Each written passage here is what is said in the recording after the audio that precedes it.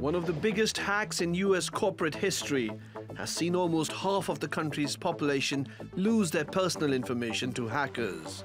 America's top credit reporting agency Equifax says that the data of close to 143 million customers has been stolen, including personal information such as names, addresses, social security number, and bank account details. That's on top of the data of around 209,000 credit cards. Equifax says that the breach occurred between mid-May and mid-July and was discovered by the end of July. But it was only disclosed publicly on Thursday. The reason that I feel that they held it off was they were trying to investigate it to validate the gravity and the depth of the exposure and the breach. Now, that in no way, shape, or form justifies waiting that long to tell their customers that they had, in fact, been compromised. So, yes, I mean, I understand from a corporate perspective why they did that, but that clearly does not justify waiting that long to tell their customers. Many of the people hacked say they did not want to be a part of Equifax's portfolio at all and were given free accounts with the promise of top security for their personal information. Equifax encouraged people to go to them if they feared their personal information was compromised.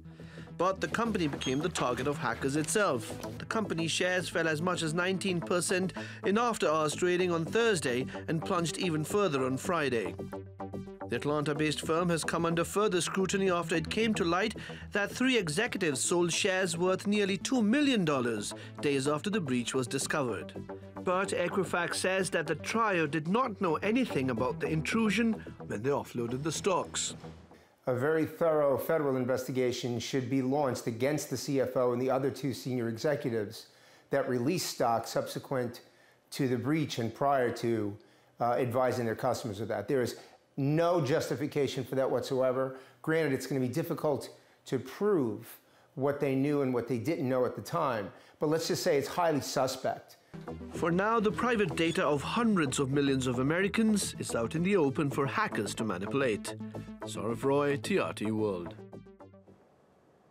Let's go back to our editor-at-large, Craig Copetas in Paris. Craig, this is quite a fascinating story, isn't it?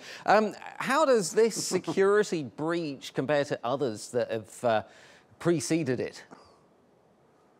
Well, there have been 11 major security breaches in the United States since 2014, and this is the biggest one so far. 143-some million people. But I must take issue with our colleague Sourav, who's calling this a breach. It's not a breach. You see, Equifax has given out a 1-800 number to call. If you feel that, you've been breached, and I called the number. And of course, I got a robot, probably created by an algorithm, and this is what the robot told me. Calling with questions about the incident? Please stay on the line. Equifax is calling this an incident. Well, of course they do. Equifax, this is a company where if you missed a payment 3 years ago on your car, they're not going to authorize a mortgage for you. But they have a breach where all of your information is taken and your life has been ruined. Well, stuff happens. It's just an incident. Well, it's not an incident. Not at all. This is a major breach of one of the largest operations in the United States. People are getting breach of, social security numbers, credit card numbers, you name it, they have it. Okay, wow, this is going to be one that we're going to watch a little bit closer because this is obviously not the last of it. Craig Copetas in Paris, thank you so much.